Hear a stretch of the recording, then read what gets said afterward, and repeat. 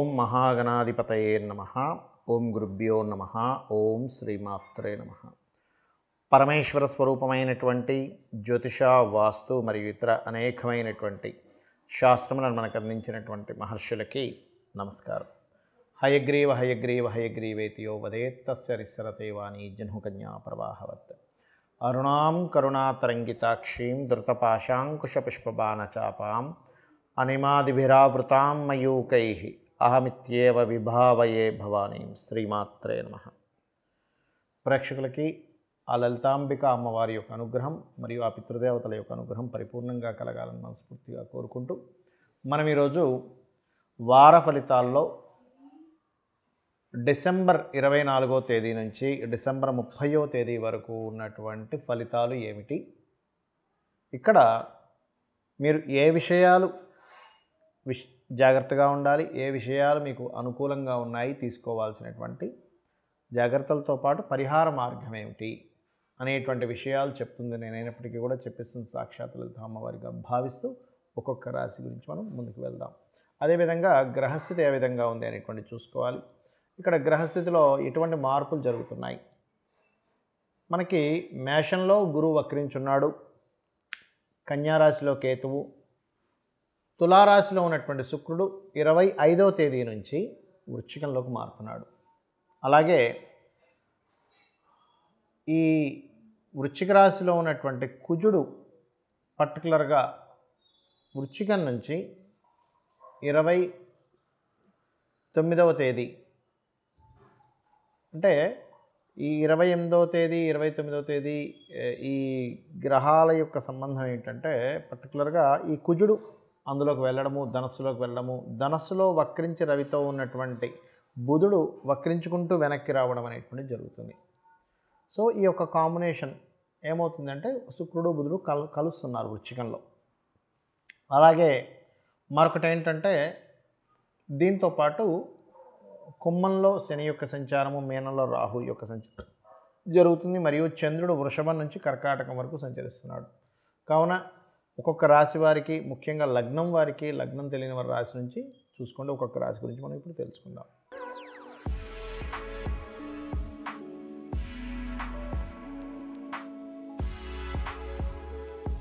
మీన లగ్నము, మీన రాశి. మీనం వారికి కనుక చూసుకున్నట్లయితే మీ యొక్క రాశ్యాధిపతి గురువు 2వ స్థానంలో ఉండి వక్రించాడు. ఈ వారం కూడా మీకు కొత్త అవకాశాలు రావడానికి బ్రహ్మాండంగా ఉంది, ఏమి సంశయించాల్సిన అవసరం లేదు. కాకపోతే రాహు రాశిలో సంచరిస్తున్నందుకు తెలియని భ్రమ, ఏదో జరిగిపోతుంది, ఏదో జరగబోతుంది, ఏదో అయిపోతుంది అనే ఒక చిన్న భ్రమని కలిగిస్తూ ఉంటాడు. ఆ భ్రమకి లోనవ్వాల్సిన అవసరం లేదు. ఇంకోటి ఏంటంటే ఇక్కడ మీనం అంటేనే జీవిత అన్వేషణ అంటారు. అంటే నేను ఎందుకు పుట్టాను, ఆ లైఫ్ ఏంటనేటువంటిది ఒక అన్వేషణ జరుగుతూ ఉంటుంది. ఆ అన్వేషణ సక్సెస్ కూడా అవుతుంది చెప్పాలంటే మీన రాశి వారికి. బికాజ్ ఆఫ్ సర్వసాధారణంగా మీన లగ్నం వారు మీన రాశిలో జన్మించారు అంటే కొన్ని కర్మలు, పెండింగ్ కర్మాస్ ఉంటాయి, లాస్ట్ జన్మ అవుతుంది, అప్పుడే వీళ్ళు ఈ రాశిలో జన్మిస్తుంటారు. ఇట్లాగే కొన్ని కాంబినేషన్స్ ఉన్నాయి లాస్ట్ లైఫ్ అనడానికి. అలాగే ఫినాన్షియల్గా బాగుంది, అందులో ఎటువంటి సందేహం లేదు. ఫైనాన్షియల్ గ్రోత్ బాగుంటుంది ఈ వారం. కాకపోతే కొత్త ఉద్యోగాలు చక్కగా వస్తాయి. కాకపోతే అధికారులతో ఒత్తిడి అధికంగా ఉంటుంది. బికాజ్ ఆఫ్ 10th హౌస్లో 2 గ్రహాలు ఉన్నాయి కాబట్టి ఇది ప్రమోషన్స్ యోగాన్ని కూడా ఇస్తుందండి. ప్రమోషన్స్ కూడా చాలా చక్కగా జరుగుతాయి, ఇందులో ఎటువంటి సందేహం లేదు. అదేవిధంగా కొంత మీడియేటింగ్స్ ద్వారా, కొంత మట్టుకు చిన్న చిన్న మధ్యవర్తిత్వం ద్వారా కొంతవరకు పెద్ద మొత్తంలో ధనయోగాన్ని కూడా ఇస్తుంది ఇక్కడ ఈ కాంబినేషన్ అనేటువంటిది. అలాగే మరొక విషయం ఏంటంటే ఇక్కడ గమనించుకున్నట్లయితే మీరు ఏదైనా ఒక ప్రాపర్టీస్ తీసుకునేటప్పుడు మాత్రం కాస్త చూసి తీసుకోండి.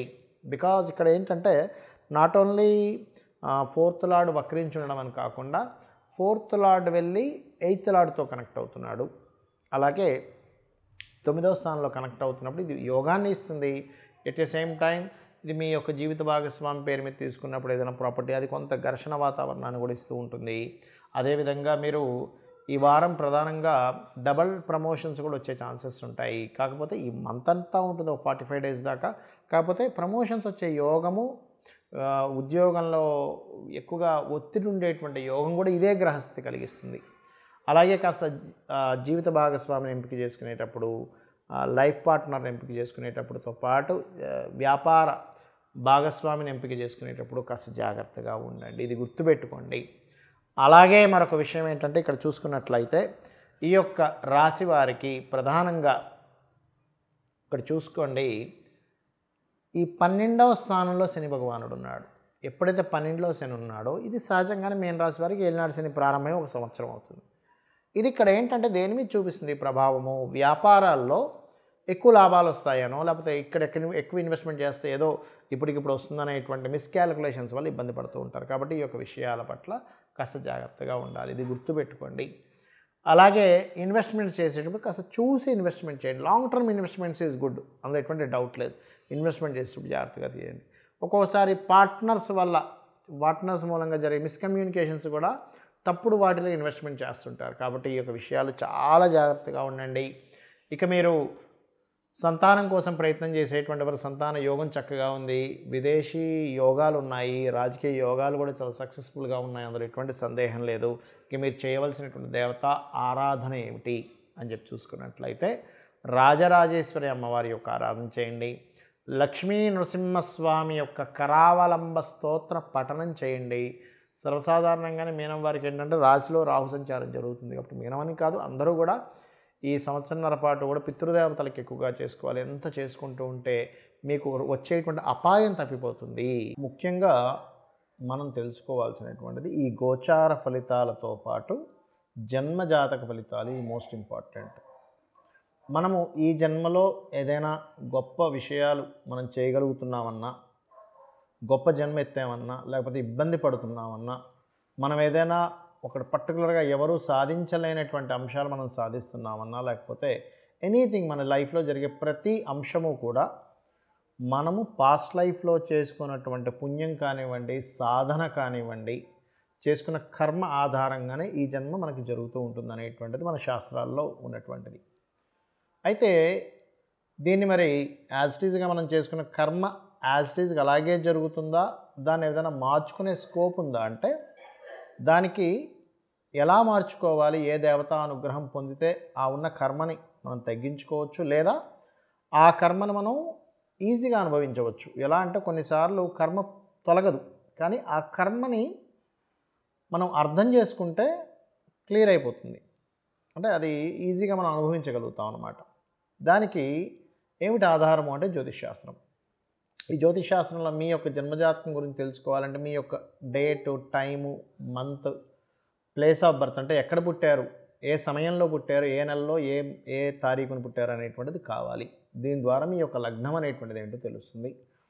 సమయము, ప్రదేశం వల్ల. లగ్నం అంటే ఎవరో కాదు, జీవుడు, అంటే అది స్త్రీ కావచ్చు, పురుషుడు కావచ్చు. ఆ లగ్నాధిపతి ఎక్కడున్నాడు, ఎలా ఉన్నాడు అనే పొజిషన్స్ని బట్టి మీ లైఫ్ ఏంటనేటువంటిది డిసైడ్ అవుతుంది. కేవలం లైఫ్ అంటే ఒకటే కాకుండా మీ ధన సంబంధించిన విషయాలు చాలా కష్టపడిపోతుంటాం, కానీ డబ్బులు రావు. ఎందుకు రావట్లేదు? What is the reason? మీరు ఏ దేవత ఆరాధన చేసుకోవాలి, ఎటువంటి విషయాల్లో జాగ్రత్త పడాలి, ఏ మార్గంలో వెళ్ళాలి, ఎట్లా వెళ్తే మీకు డబ్బులు వస్తాయి అనేటువంటిది మీ ధన యోగం అనేది చెప్తుంది. మీ ప్రయత్నాలు ఏమిటి, మీ సిబ్లింగ్స్తో ఉండే రిలేషన్స్, థర్డ్ హౌస్, మీరు ఏ డైరెక్షన్లో, ఎందుకంటే వాస్తులు అన్ని డైరెక్షన్స్ మంచివే, కానీ మీకు ఏ డైరెక్షన్ పడుతుంది. ఎలా అంటే ఇప్పుడు మనం చూడండి, బ్లడ్ అన్ని గ్రూప్స్ రెడ్ కలర్లోనే ఉంటాయి. అలా అని మనం ఎప్పుడైనా రక్తం తక్కువ పడ్డప్పుడు ఒక యాక్సిడెంట్ అయ్యి ఒక వ్యక్తి ఏ బ్లడ్ పడితే ఆ బ్లడ్ ఎక్కించుకోడు. ఎందుకు?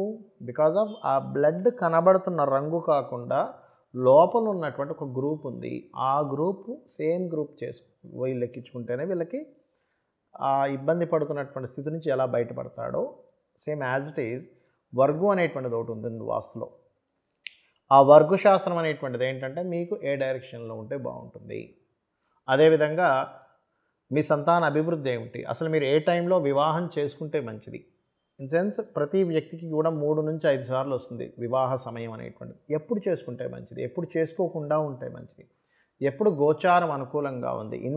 నాట్ ఓన్లీ వివాహమే కాదు, ఇన్వెస్ట్మెంట్స్ చేయడానికి కానీ, ఏదైనా కొత్త బిజినెస్ స్టార్ట్ చేయడానికి కానీ, అదేవిధంగా ఏదైనా కొత్తగా మీరు ప్రయత్నాలు చేసేవి ఏవైనా సరే సక్సెస్ అవ్వాలన్నా, లేదా ఇక్కడ కొంతమందికి చూడండి, ఇక్కడ ఉద్యోగం ఇక్కడ చేయనా, విదేశాలకు వెళ్ళినా అని సంశయిస్తుంటారు. వాళ్ళకి విదేశాల్లో ధనయోగం, విదేశాల్లో ఉద్యోగ యోగం ఉంటే మీ జన్మజాతకంలో 10వ స్థానాధిపతి, 12వ స్థానాధిపతి కలయికలు ఉంటాయి, విదేశీ యోగాలు ఉంటాయి. అప్పుడు మీరు ఇక్కడికంటే విదేశాలకు వెళ్తే బాగా సక్సెస్ అవుతారు. అదేవిధంగా కొంతమందికి వ్యాపారమా లేకపోతే ఉద్యోగమా అని సంశయిస్తూ ఉంటారు. ఆ రకంగా మీ జన్మజాతకంలో వ్యాపారం ఉందనుకోండి, ఎంత ఉద్యోగం చేస్తున్నా అంతగా ఎదుగుదల ఉండదు. అప్పుడు మీరు వ్యాపారం ద్వారా యోగిస్తుంది, ఏ సమయంలో వ్యాపారం చేయాలి, కేవలం వ్యాపార యోగం ఉంటే సరిపోదు. ఏ ఏ సమయం మీరు 20వ ఏట చేస్తారా, 25వ ఏట చేస్తారా, 30, 35 లేదా కొంతమందికి ఇప్పుడు చూడండి కేఎఫ్సి అధినేత ఉన్నాడు. ఆయనకి 60-70 ఏళ్ల వయసులో వచ్చింది అతనికి వ్యాపార యోగాలు అనేవి. అలా ఎప్పుడు ఉన్నాయనేటువంటిది తెలియాలి. మీరు ఉద్యోగం చేస్తారా, వ్యాపారం చేస్తారా అని ఒక క్లారిటీ ఇస్తుంది. ఇలా 1, 2 కాదు, లైఫ్లో టర్నింగ్ పాయింట్స్ అని ఇవన్నీ కూడా మీ జన్మజాతకంలో ఉంటాయి. అయితే ఇక్కడ మీకు ఒక చిన్న సంశయం వస్తుంది, ఏమండి మరి ఇవన్నీ నా జన్మజాతకంలో ఉన్నప్పుడు మీరు ఎందుకు ఈ వార ఫలితాలని, మాస ఫలితాలని, ఉగాది రాగానే సంవత్సర ఫలితాలని ఎందుకు చెప్తున్నారు అంటే, ఇక్కడ మన యొక్క లైఫ్ అనేటువంటిది 2 విధాలుగా ఉంటుంది, గుర్తుపెట్టుకోండి. ఒకటి, మన నిర్ణయాలు, మన ప్రయత్నాలు, మన ఆలోచనలు ఒకటైతే, మన నిర్ణయాలతోని, ప్రయత్నాలతోని, ఆలోచనతో సంబంధం లేకుండా వాతావరణము, టైము, అదేవిధంగా కొన్ని బయట ఉండేటువంటి కొన్ని క్యాలిక్యులేషన్స్. అంటే ఎలా అంటే చిన్న ఉదాహరణ చెప్తాను చూడండి. ఇక్కడ నుంచి ఒక 20 కిలోమీటర్ల దూరంలో వెళ్ళాల్సినటువంటి ఒక ప్రయాణం ఉదయం 6 గంటలప్పుడు మీరు కారు వేసుకొని లేదా బైక్ వేసుకొని వెళ్తే ఒక 30 నిమిషాల్లో వెళ్ళే వ్యక్తి, అదే మీరు మంచి ట్రాఫిక్ ఉన్నటువంటి సమయంలో ఒక 9 గంటల ప్రాంతంలో, 10 గంటల ప్రాంతంలో వెళ్తే అదే 30 నిమిషాల ప్రయాణం కాస్త గంట పట్టొచ్చు, గంటన్నర పట్టొచ్చు. అదే బైక్ కదండి, మీరే నడుపుతున్నారు, మీ మీ యొక్క వెహికలే. కానీ ఎందుకు లేట్ అవుతుంది? బికాజ్ ఆఫ్ మీ చేతుల్లో లేదు ట్రాఫిక్ అనేది. మీ చేతుల్లో కేవలం నడపడం మాత్రమే ఉంది. ట్రాఫిక్ జామ్ అయితే మీరు ఉదయం 6 గంటలకు వెళ్ళినంత 60 కిలోమీటర్ల స్పీడ్లో వెళ్ళలేరు, 20 కిలోమీటర్ల స్పీడ్లో మాత్రం వెళ్ళగలుగుతారు. ఎందుకు? బికాజ్ ఆఫ్ బయట ఉన్న ట్రాఫిక్ అలా ఉంది. లేదా బయట బాగా వర్షం పడుతుంది, లేదా బయట ఒక బిజినెస్ చేస్తున్నారు, ఆ బిజినెస్కి బయట మార్కెట్ లేదు. అప్పుడు పరిస్థితి ఏమిటి అంటే ఇట్స్ వెరీ క్లియర్. ఈ కాంబినేషన్ ఏదైతే ఉందో మీకు ఇబ్బందినిస్తుంది. ఎందుకు? బయట ఉన్నటువంటి సిచ్యువేషన్స్, బయట ఉన్నటువంటి వాతావరణం, బయట ఉన్నటువంటి కండిషన్ మీకు మ్యాచ్ అవ్వట్లేదు. మ్యాచ్ కాని సమయంలో మీరు క్యాలిక్యులేషన్స్ తప్పుతాయి. అదేవిధంగా మీ జన్మజాతకంలో ఒక యోగం ఉంది, కానీ బయట ఉన్నటువంటి గోచారం దానికి సపోర్ట్ చేయట్లేదు. అప్పుడు మీరు చేసేటువంటి పని దానికి కనెక్ట్ అవ్వదు. అది బాగుందో లేదో చెప్పేదే ఈ గోచార ఫలితాలు. అంటే ఇప్పుడు మీరు ఈ విషయంలో జాగ్రత్తగా ఉండండి, ఈ విషయంలో ఇవి అందిపుచ్చుకోండి, ఈ విషయంలో బయట గోచారం ఇలా ఉంది అంటే ఈ సమయంలో వెళ్తే ట్రాఫిక్ జామ్ ఉండదు కాబట్టి మీరు వెళ్ళగలుగుతారనేటువంటి ఇన్ఫర్మేషన్ ఎలా ఉందో, ఈ సమయంలోనే మీకు ఫ్లైట్ టైంకి ఉంది, ఇప్పుడు వెళ్తే మీరు ఫ్లైట్ అందుకోగలుగుతారని ఎలా ఉంటుందో, ఈ సమయంలో మార్కెట్ ఇది డిమాండ్ ఉంది కాబట్టి మీరు ఈ బిజినెస్ చేస్తే బాగుంటుందని ఎలా ఉంటుందో, సేమ్ యాజ్ ఇట్ ఈజ్ గోచార ఫలితాలు కూడా అంతే అని మీకు అర్థమైపోతే ఆస్ట్రాలజీ ఎందుకు చూపించుకుంటున్నాం అనే విషయం మీకు అర్థమవుతుంది. ఈ విషయాలు మీరు తెలుసుకొని ఆ యొక్క అమ్మవారి యొక్క అనుగ్రహాన్ని మీరు పరిపూర్ణంగా పొందాలని మనస్ఫూర్తిగా కోరుకుంటూ శ్రీమాత్రే నమః.